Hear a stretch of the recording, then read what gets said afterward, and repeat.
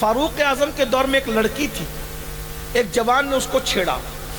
हर दौर में छोकरे लाउबाली हुए हैं, कभी कम कभी ज्यादा, माहौल रहता है ऐसा, माहौल का असर लड़कों पे रहता है।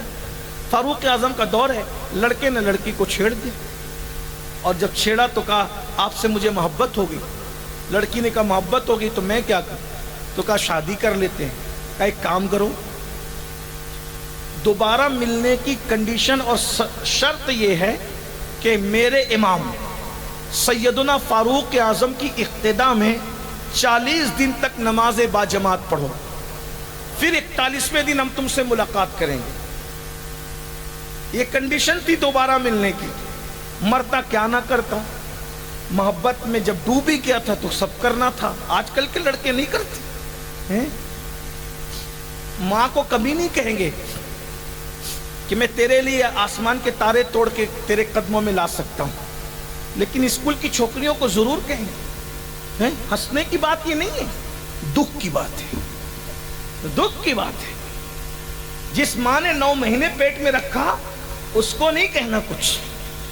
जिस माँ ने 2 साल तक के अपने सीने का खून बशक्ले दूध तुम्हारे मुंह में मुंतकिल किया, उससे प्यार नहीं करना। वो 24 घंटे बैठी है कि मेरा बेटा मेरी खैरियत तो पूछे, आपके पास टाइम नहीं है। और 2-2 घंटे उससे बात हो रही है जिससे आपका कोई रिश्ता ही नहीं, कोई ताल्लुक ही नहीं है। आप बताएं, अगर सीने के अंदर मोहब्बतें इतनी ठाटे मार रही है तो हकदार तो पहले माँ थी ना, जो माँ से खैरियत भी नहीं पूछते। बताइए, माँ को कभी एक गुलाब की पंखड़ी ला करके नहीं दी, मोबाइल गिफ्ट किए जा रहे हैं घुमाने के बहाने से, ये करने से। याद रखना, लड़के और लड़की की किसी दोस्ती जो शादी से पहले हो, इस्लाम उसकी इजाजत नहीं देता। जो लोग देते हैं वो जाने, हमारा मजहब नहीं देता। हमारे मजहब की पवित्रता, हमारे मजहब का तकद्दुस ये है कि अगर जन्नत का माहौल हो, जिसके लिए कुरान कहता है इल्ला कीलन सलामन सलामा, कि वहां सलामती के सिवा कुछ नहीं है, और आदम जैसा मासूम हो और हव्वा जैसी महफूज हो, और शादी से पहले हव्वा आदम से मिलना चाहे और आदम हव्वा से मिलना चाहे तो अल्लाह रोक देता है, अभी करीब मत जाना आदम, तवज्जो तो करे। जन्नत है, फरिश्तों की मौजूदगी है, इतना खूबसूरत माहौल है, आदम जैसा मासूम है, हव्वा जैसी महफूज है, और आदम अलैहिस्सलाम की अर्जी पर हजरते हव्वा को अल्लाह ने हजरते आदम की बाई किस्ती से पैदा किया है। जब हजरते हव्वा को देखा हजरत आदम ने, इंसान की फितरत है मर्द की, जहां औरत दिखी मुतवज्जे होता है मर्द। हजरत आदम अलैहिस्सलाम, अल्लाह के पैगंबर ने जब हजरत हव्वा को देखा, हव्वा मेरे लिए बनी, हजरत आदम बड़े, अल्लाह ने कहा आदम हव्वा के करीब नहीं जाना। क्यों? अभी तुम्हारा उनका निकाह नहीं हुआ। बताओ, जब जन्नत के माहौल में निकाह से पहले हजरत आदम को हव्वा से मिलने नहीं दिया, आदम जैसे मासूम को पूछो उलमा से मासूम का मतलब क्या होता है। मासूम का मतलब अगर मैं अपने अकीदे के एतबार से और अकीदत के एतबार से बताऊं, गलती, गुनाह और पाप जिसके करीब से भी गुजर कर न जा सके उसे मासूम कहते हैं। अंबिया मासूम है, फरिश्ते मासूम है, इसीलिए हमारे यहाँ मासूमियत का अकीदा ये है कि अंबिया और फरिश्तों के अलावा हम किसी को मासूम नहीं मानते। महफूज तो कहते, मासूम नहीं कहते। बहुत सारे लोगों को, औलिया अल्लाह को भी हम मासूम नहीं मानते, सहाबा को भी मासूम नहीं मानते, महफूज मानते, मासूम नहीं मानते। जरा गौर करें, मासूमियत कितना बुलंद मर्तबा है, मगर मासूम से कहा जा रहा है अभी तुम हव्वा के करीब नहीं जा सकते क्योंकि निकाह नहीं हुआ। और हमारी बेटियां निकाह से पहले लड़कों के साथ बाइक पे घूम रही और माँ उसको गाइड करती है।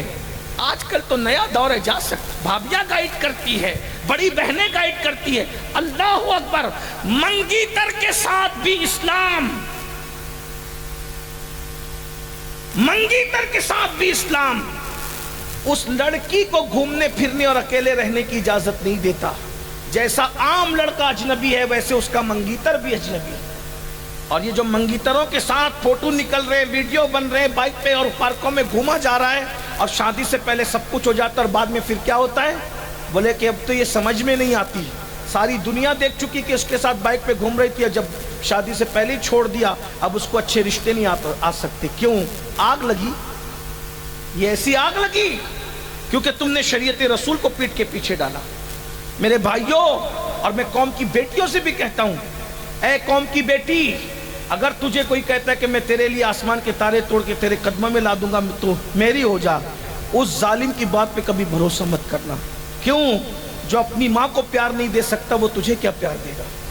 یہ تو نفسانی خواہشات کا شکار ہے. یہ تو شیطان بن کے تیرے پاس آ رہا ہے. یہ تو بھورا بن کے تیرے پاس ایسے ہی آ رہا ہے جیسے کوئی پھول کے پاس بھورا جاتا ہے اور اس کے رس کو چوس لیتا ہے، دوبارہ اس پہ توجہ نہیں کرتا. اتنی بھولی نہ بنو قوم کی بیٹیاں. اپنے گھروں میں رہو، پردے میں رہو. کسی کے ساتھ اسلام ناجائز تعلقات قائم کرنے کی اجازت نہیں دیتا. اور ماں باپ سے بھی کہتا ہوں، اگر بیٹیوں کو بھاگنے سے بچانا ہے اور بیٹیوں کی آبرو کو تحفظ فراہم کرنا ہے تو یاد رکھیے اپنی بیٹیوں کو پردے کا پابند کیجیے.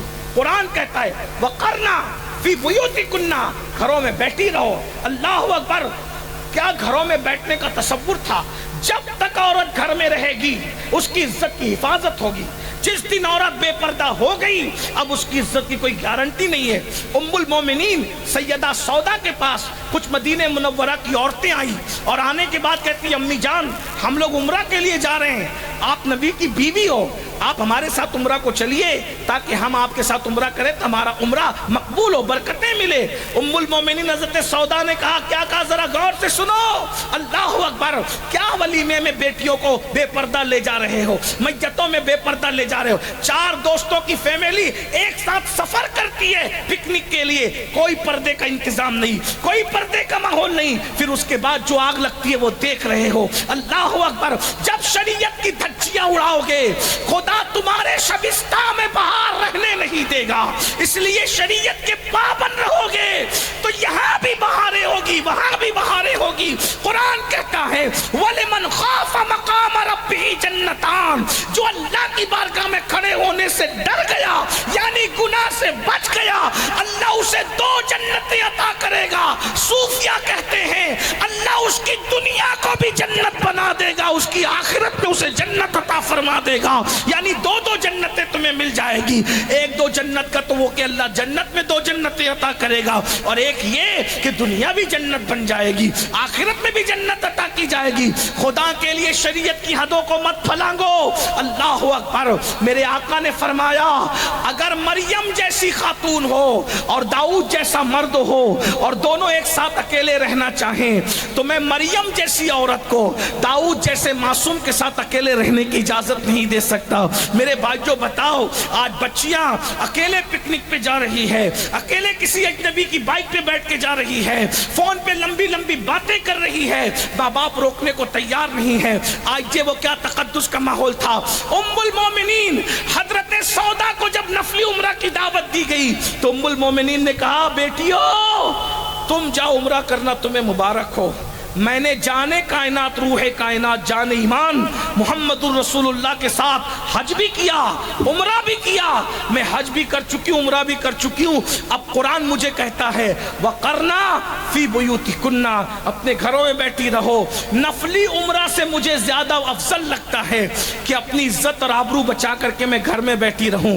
میں گھر کے باہر نہیں نکلوں گی یہاں تک کہ مجھے موت آ جائے اور میرا جنازہ میرے گھر کے باہر نکالا جائے.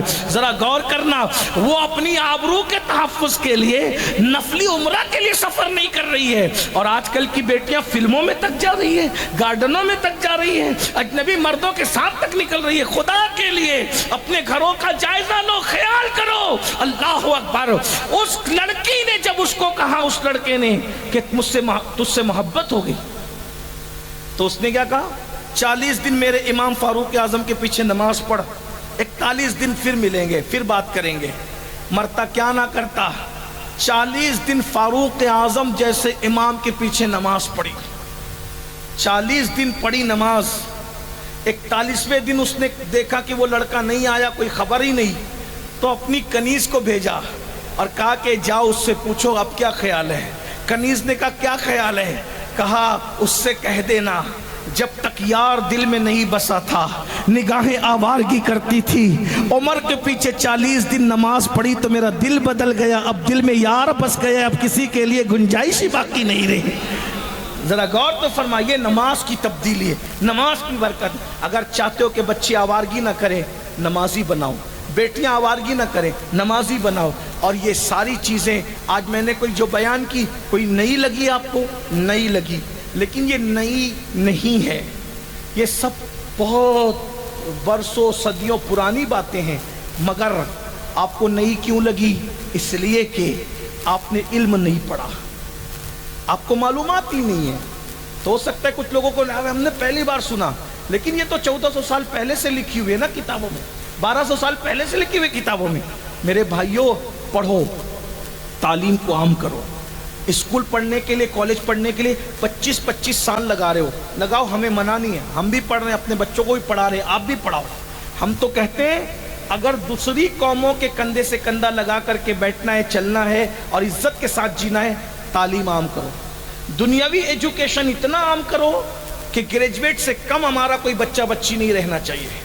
لیکن اسی کے ساتھ مذہبی تعلیم بھی ہمارے بچوں کو اتنی ہونا چاہیے کہ اگر گھر میں بچہ پیدا ہو تو اذان بھی ہم خود ہی دیں، اور کسی کا انتقال ہو جائے تو جنازہ بھی ہم خود ہی پڑھائیں۔ اتنا علم اپنے گھر والوں کو دو۔ آپ تو فاتحہ کے لیے بھی ڈھونڈتے ہو کہ مؤذن کدھر ہے، آپ تو گھر میں اذان دینے کے لیے بھی بچہ پیدا ہوتا، بچہ پیدا ہوا آپ کے گھر میں اور انتظار ہو رہا ہے کہ کوئی آئے گا تو اذان دے گا۔ اقبال نے کہا تھا، دی اذانیں کبھی یورپ کے کلیساؤں میں اور افریقہ کے تپتے ہوئے صحراؤں میں، دشت تو دشت ہے، دریا بھی نہ چھوڑے ہم نے، بحر ظلمات میں دوڑا دیے گھوڑے ہم نے۔ انہوں نے جو وہ افریقہ کے صحراؤں میں، اور انہوں نے جو وہ اللہ اکبر جو وہ کلیساؤں میں اذان پڑھی تھی، ارے وہ کلیساؤں میں اذان پڑھنے والے تھے وہ جوان، اور تجھے کیا ہو گیا؟ تو اپنے بیٹے کے کان میں اذان پڑھنے کے قابل نہ رہا، اپنے بچے کے کان میں اذان پڑھنے کے قابل نہ رہا۔ مسلمان تو کدھر ہے؟ تیری بربادی کے لیے اتنا کافی نہیں کہ تو اپنے بچے کان میں اذان نہیں پڑھ سکتا۔ ارے بچے کان میں تو دور کی بات، شادی اور نکاح ہوتی ہے، شادی ہوتی ہے اور نکاح ہوتا ہے۔ تو میں نکاح پڑھانے جاتا ہوں، میں کبھی دولہے کے ہاتھ میں مائک نہیں دیتا، میں اپنی ہاتھ میں لے کے اس کو کلمہ پڑھاتا ہوں تاکہ دولہے کی آواز دور تک نہ جائے۔ کیوں پتہ ہے؟ کلمہ پڑھاؤ تو اس کو کلمہ پڑھنا بھی نہیں آتا، تو مجھے احساس ہوتا ہے یا اللہ، یہ خوشی کے ماحول میں میرے پڑھانے پر بھی کلمہ نہیں پڑھ پا رہا ہے، تو جو شادی کے موقع پہ قاضی کے پڑھانے سے کلمہ نہ پڑھ سکے، اس کی موت کے موقع پہ اس کی زبان پہ کیا کلمہ آئے گا؟ اور یہ کیا کلمہ پڑھے گا مرتے؟ جو شادی کی خوشی میں قاضی کے پڑھانے پہ صحیح کلمہ نہیں پڑھ سکتا، وہ موت کے اضطراب میں کیا کلمہ پڑھ سکے گا؟ اس کا فکر کون کرے گا؟ تمہیں کرنا ہوگا۔ یہ جلسے ہنسانے کے لیے نہیں، یہ جلسے رلانے کے لیے، یہ جلسے تمہیں خوش فہمی میں مبتلا کرنے کے لیے نہیں، یہ جلسے تمہیں بیدار کرنے کے لیے، احتساب کے لیے ہے۔ آج وہ انگریزی تعلیم بھی عام ہو، لیکن انگریزی تعلیم اپنی تہذیب کے سانچے میں ڈھال کر کے حاصل کرو۔ ہمارے مہاریرا کے سرکاروں نے، مرشدوں نے اعلان کیا، آدھی روٹی کھانا پڑے تو آدھی روٹی کھاؤ، مگر اپنے بچوں کو پڑھاؤ۔ یہ کہتے ہو کہ تعلیم بہت مہنگی ہو گئی اس لیے نہیں پڑھا رہے ہیں، تو کیوں بھائی؟ جو وہ ریچارج مہنگا نہیں ہوا، شکر مہنگی نہیں ہوئی، دال مہنگی نہیں ہوئی، جوتے مہنگے نہیں ہوئے، موبائل مہنگا نہیں ہوا، گھر کا کرایہ مہنگا نہیں ہوا، سلنڈر مہنگا نہیں ہوا، راکل مہنگا نہیں، ارے سب تو مہنگا ہوا۔ تم نے کون سی چیز خریدنا چھوڑ دی؟ کپڑے مہنگے ہونے پہ کپڑے بنانا چھوڑ دیے، جوتے مہنگے ہونے پہ جوتے خریدنا چھوڑ دیا، ریچارج مہنگا ہونے پر تم نے موبائل میں ریچارج کرنا چھوڑ دیا۔ سب مہنگا جب اس کا مقابلہ کر رہے ہو تو تعلیم مہنگی ہوگی تو کون سی بڑی بات ہو گئی؟ جب ہر مہنگی چیز سے مقابلہ کر رہے ہو تو تعلیم مہنگی ہوگی تو بھی اپنے بچوں کو پڑھاؤ۔ 2 روٹی کی بجائے 1 روٹی کھاؤ، 12 گھنٹے محنت کرو، 8 گھنٹے کی بجائے 12 گھنٹے، 12 کی بجائے 14 16 گھنٹے محنت کرو۔ 10 سال ایجوکیشن کو دے دو، 10 سال تعلیم کو دے دو، 10 سال علم پہ محنت کر لو، آنے والا وقت بدلے گا۔ لوگ کہہ رہے ہیں ہم اپنے بچوں کے ہاتھ میں تلوار دیں گے، ہم نے کہا تم جانو، ہم اپنے بچوں کے ہاتھ میں قلم دیں گے، اس لیے کہ تلوار اٹھتی ہے تو آبادی ویرانے میں تبدیل ہوتی ہے، اور جب قلم اٹھتا ہے تو ویرانے آباد ہو جاتے ہیں۔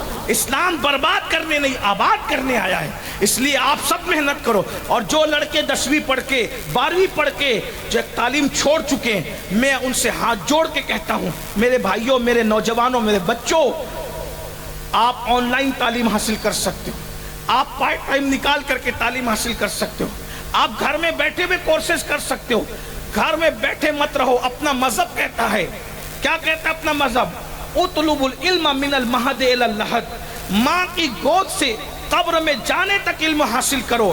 بیٹھنا نہیں ہے. علم کی کوئی حاصل کرنے کی کوئی عمر نہیں ہوتی. روز پڑھو، روز پڑھو. مردے میں اور زندہ میں فرق کیا ہے بتاؤں؟ مردہ اور زندہ میں فرق کیا ہے؟ مردہ لکھتا نہیں ہے، زندہ لکھتا ہے. جس کے ہاتھ میں قلم ہے وہ زندہ ہے، جس کے ہاتھ میں قلم نہیں ہے وہ مردہ ہے. یہ صرف میں نہیں کہہ رہا ہوں، ہندوستان کا بادشاہ بہادر شاہ ظفر نے ایک غزل لکھی تھی، خوبصورت غزل. اس نے اس فلسفے کو بیان، دیکھو بادشاہ کتنا پڑھا لکھا تھا اور تمہیں عقل نہیں آ رہی. وہ بادشاہ اتنا پڑھا لکھا تھا، کیا فکر پیش کرتا ہے. بادشاہ کہتا ہے اللہ اکبر، آندھیاں غم کی چلیں گی تو سنور جاؤں گا، آندھیاں غم کی چلیں گی تو سنور جاؤں گا، اور تیری زلفیں نہیں ہوں کہ میں بکھر جاؤں گا. لکھنؤ میں شعر پڑھ رہا ہوں بہادر شاہ ظفر کا، دلی میں لکھا ہوا شعر لکھنؤ میں پڑھا. جب ہم شعر پڑھتے ہیں لوگ چپ رہتے ہیں تو ہم ان کو تانا دیتے ہیں راجستھان میں، گجرات میں، کہ یہ شعر لکھنؤ میں پڑھا ہوتا تو لوگ سمجھتے. ہائے لکھنؤ سے بھی علم رخصت ہوا ہے، کہاں گیا وہ فرنگی محل کا علمی شباب ہے، کہاں گیا اللہ اکبر وہ شاہ مینا رحمت اللہ تعالی علیہ کے علمی روب و دبدبے کی رمق اور دمک، کہاں گیا اللہ اکبر وہ لکھنؤ کے بڑے بڑے مفتیوں کی اللہ اکبر فضل خیر آبادی جیسے کہ فتوے کی رمق اور دمک آج تک جو پوری دنیا میں محسوس کی جا رہی ہے وہ لکھنؤ ہی کا تو حصہ تھا. اللہ اکبر ملا نظام الدین کے علم کی رمق کہاں گئی؟ جو قوم جس کے علم، جس کے تہذیب، جس کا تمدن، جس کے شعر فہمی پوری دنیا میں ضرب المثل ہے، آج وہ قوم شعر سمجھنے سے بھی آری ہو گئی، اتنا علمی فقدان ہو گیا. لیکن بہرحال میں پڑھ کے رخصت ہو رہا ہوں، میں بات پوری کر رہا ہوں.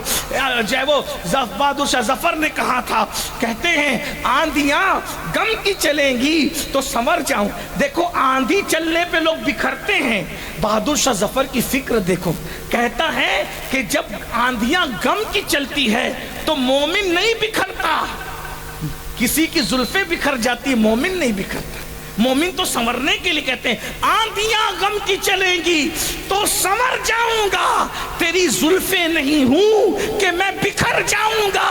اور کہتے ہیں مجھ کو سولی پہ چڑھانے کی ضرورت کیا ہے. بہادر شاہ ظفر کہہ رہے مجھ کو سولی پہ چڑھانے کی ضرورت کیا ہے. میرے ہاتھوں سے قلم چھین لو مر جاؤں گا، میرے ہاتھوں سے قلم چھین لو. پتہ چلا موبائل لے کے جینے والوں، موبائل میں زندگی نہیں ہے، زندگی تو قلم میں ہے، زندگی تو کتاب میں ہے، زندگی تو ایجوکیشن میں ہے. اٹھو، ایک حوصلے کے ساتھ اٹھو، خود بھی پڑھو، بچوں کو بھی پڑھاؤ. کم سے کم گریجویٹ ہونا چاہیے ہر بچہ بچی، اور علم دین اتنا ہو کہ قربانی کے موقع پہ مولانا مت ڈھونڈو، تمہارے جانور قربانی کے اپنے ہاتھ سے ذبح کر سکو. میرے بھائیوں تو کہا تھا، آگے پھر سن لیجئے، اچھا کلام ہے، یاد آ گئی بہادر شاہ ظفر کی تو کہہ رہا ہوں. مجھ کو سولی پہ چڑھانے کی ضرورت کیا ہے، میرے ہاتھوں سے قلم چھین لو مر جاؤں گا.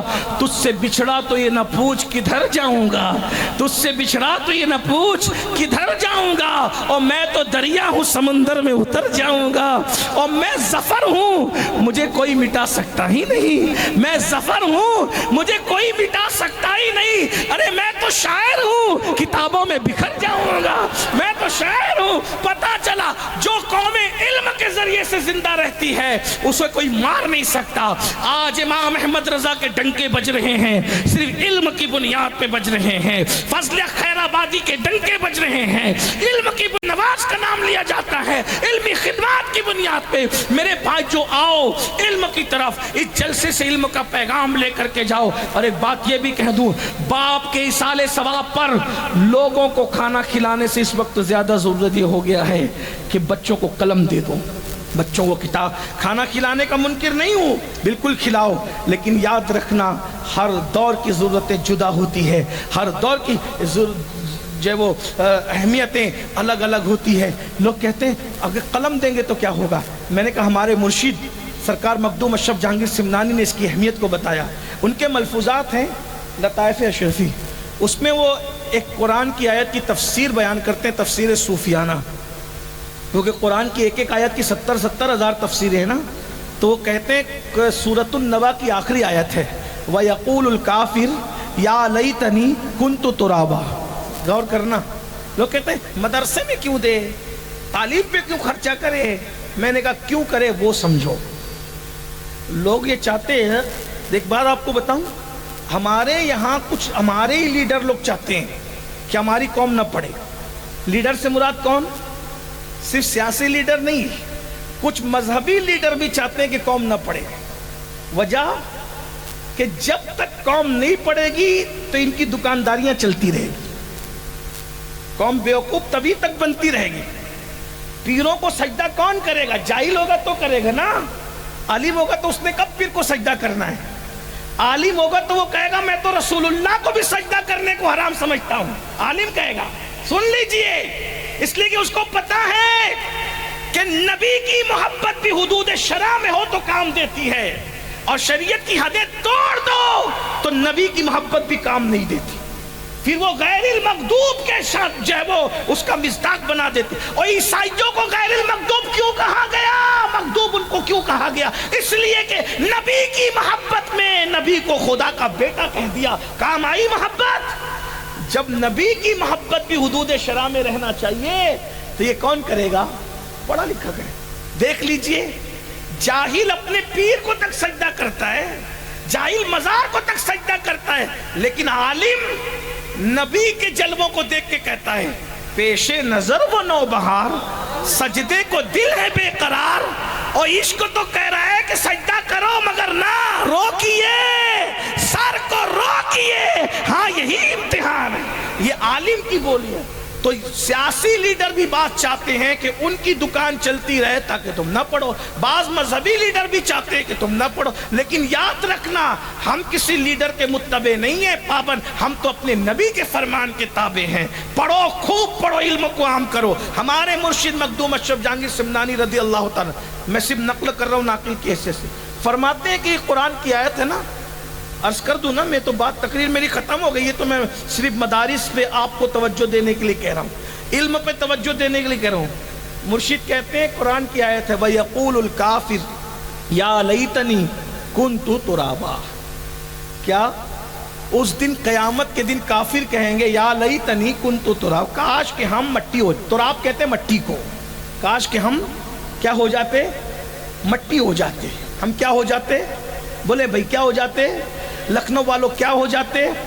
مٹی ہو جاتے۔ دلی اور لکھنؤ میں یہی فرق ہے، دلی والے مٹی کہتے ہیں، لکھنؤ والے مٹی کہتے ہیں۔ اب کیا کہتے ہیں مجھے نہیں پتا، لیکن بہرحال ہم نے جو کتابیں پڑھا وہ ایسا ہی پڑھا ہے کہ دلی والے مٹی کہتے ہیں، آپ مٹی کہتے ہیں، اس لیے ہم مٹی کہہ رہے ہیں، اور گھر پہ بھی ہم مٹی کہتے ہیں، اس لیے کہ زیادہ فصیح لوگ کہتے ہیں یہی ہے۔ بہرحال سنیے، توجہ ہے آپ کی۔ کافر کیا تمنا کریں گے؟ کاش ہم تراب ہو جاتے، مٹی ہو جاتے۔ مٹی کیوں ہو جائیں؟ مٹی ہو جائیں گے تو اللہ کا عذاب ہی نہیں ملے گا۔ اللہ کے عذاب سے بچنے کا طریقہ اس دن کیا ہے ان کے پاس؟ ہم مٹی ہو جاتے۔ وہ تمنا، یہ ہے قرآن کی تفسیر، آیت کا ترجمہ۔ لیکن مرشد چونکہ قرآن کی ایک ایک آیت کی 70 ہزار تفسیریں، اب آپ کہیں گے اتنی ڈھیر ساری کیوں ہیں؟ میں نے کہا جب غالب اور اقبال کے شعر کے اتنے معنی نکل سکتے ہیں، جب مخلوق کے کلام میں اتنا معنی ہے تو خالق کے کلام میں کتنا معنی ہوں گے؟ چلیں میں ایک جملہ کہہ دیتا ہوں کہ میں کل اڑیسہ جاؤں گا، کتنے معنی نکل جائیں گے اس کے ہیں؟ اگر یہ عبارت لکھ کے میں دے دوں کہ میں کل اڑیسہ جاؤں گا، کتنے معنی نکلیں گے؟ کوئی بولے گا، کوئی اس کو یوں پڑھے گا کل میں اڑیسہ جاؤں گا، مطلب اطلاع دے رہے ہیں کل میں اڑیسہ جاؤں گا، معنی بدلا کہ نہیں بدلا؟ بولو بھائی، کیا میں کل میں اڑیسہ جاؤں گا؟ کل میں اڑیسہ جاؤں گا، بولو بھائی معنی بدلے کہ نہیں بدلے؟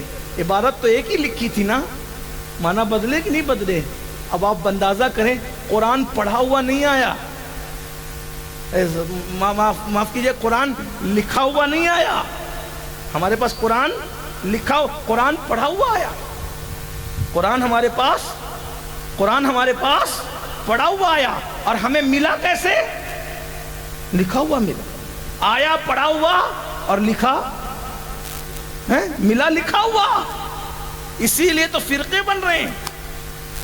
کیوں؟ پڑھا ہوا آیا. جن کے پاس سامنے پڑھا گیا تھا وہ گمراہ نہیں ہوئے، جن کو لکھا ہوا ملا اب وہ اسی میں پڑے ہوئے ہیں. کیا کہ جملہ خبریہ ہے، استفہامیہ ہے، انشائیہ ہے، کیا ہے، کیا ہے. ابھی جملوں کی قسمیں ہونے لگی کہ لکھنؤ والے بولیں گے کہ کس کو لے کر آئے تھے. آپ تو گالیاں بھی ادب سے دیتے ہو نا. بہرحال تو جب غالب اور اقبال کے کلام میں اتنے معنی ہیں تو اللہ کے کلام میں کتنے. بلکہ صوفیہ تو فرماتے ہیں، امام عبدالوہاب شعرانی کہتے ہیں قرآن کا نزول بند ہوا ہے. معنی قرآن، قرآن کے معنی کا نزول آج بھی علماء اور عالموں کے دل پہ ہو رہا ہے. ہر روز نئے معنی اترتے ہیں، آتے ہیں غیب سے. یہ مضامی خیال میں غالب سریر خامہ نوائے سروش ہے. بہرحال مرشد کہتے ہیں، سرکار مخدوم اشرف جہانگیر سمنانی کہتے ہیں کہ اس کا ایک معنی یہ بھی ہے کہ ایک کافر تھا، اس کا نام تراب تھا، اور وہ تراب قیامت کے دن جنت میں جا رہا ہوگا. تو دوسرے کافر اس کو دیکھ کے کہیں گے او تراب تو بھی کافر، ہم بھی کافر، کافر ہونے کی وجہ سے ہم جہنم میں جا رہے ہیں، تو جنت میں کیسے جا رہا ہے؟ تو تراب جواب دے گا کافر ہوں نہیں، کافر تھا. کافر، توجہ ہے آپ کی، بس یہ بات پوری ہو رہی ہے. کافر ہوں نہیں، کافر تھا. تو کافر تو ہمارے سامنے مرا. کفر ہم نے تجھے سب وہی کرتے دیکھا، لیکن تو مومن ہوا کب؟ تو وہ کہتا ہے کہ جب میں مرنے لگا تو مرتے وقت مجھے ایمان کی دولت ملی، اور مرنے کے بعد اللہ مجھے جنت بھیج رہا ہے. تو کہا تو نے کیا کیا تھا؟ اور تو نے کچھ تو کیا ہوگا. کیا کیا تھا؟ اس نے کہا ہاں یہ بات ہے. کیا کیا تھا؟ کہ میں رستے سے جا رہا تھا، ایک طالب علم لکھ رہا تھا، اس کا قلم گر گیا، میں نے گرے ہوئے قلم کو طالب علم کو اٹھا کر دے دیا. بس یہ قلم اٹھا کر کے طالب علم کو میں نے دے دیا.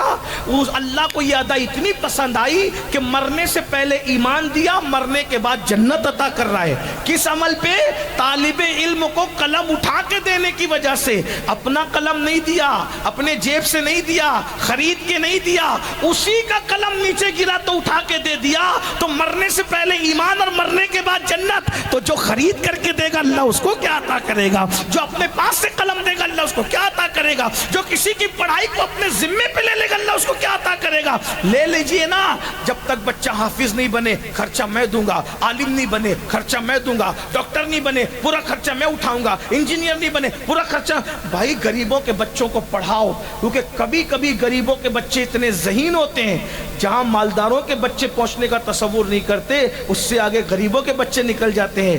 آپ نے اے پی جے عبد الکلام کا نام سنا ہے، ہمارے ملک کے سابق صدر جمہوریہ. اتنے غریب گھر کا بندہ تھا کہ جب ایگزام کا رزلٹ آیا تو باپ نے کہا میں تجھے نہیں پڑھا سکتا، میں تجھے نہیں پڑھا سکتا، میرے پاس حیثیت نہیں ہے. پتہ ہے دادا نے کہا میں پڑھاؤں گا. کیسے پڑھاؤں گا؟ تیری پھپھی اور تیری دادی کے زیور بیچ دوں گا تجھے پڑھانے کے لیے.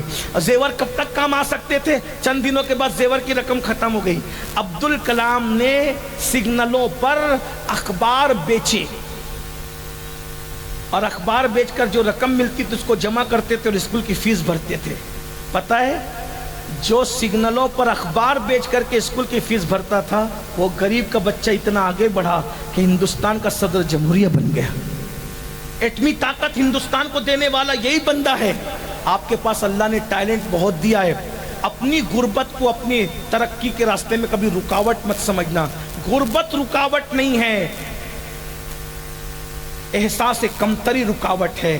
ستاروں کے آگے جہاں اور بھی ہے ابھی عشق کے امتحان اور بھی ہے، تو شاہی ہے پرواز کام تیرا، تیرے سامنے آسماں اور بھی ہے. تعلیم پہ محنت کرو، توجہ کرو، علم دین بھی آگے جو ہے وہ سیکھنے کی کوشش کرو، علم دنیا بھی سیکھنے کی کوشش کرو، اور ساتھ ہی ساتھ نمازوں کی پابندی کرو. گفتگو کے درمیان کوئی غلطی ہو تو اللہ تعالیٰ معاف کر دے. استغفر اللہ ربی من کل ذنب واتوب الیہ وما علینا الا البلاغ. السلام علیکم.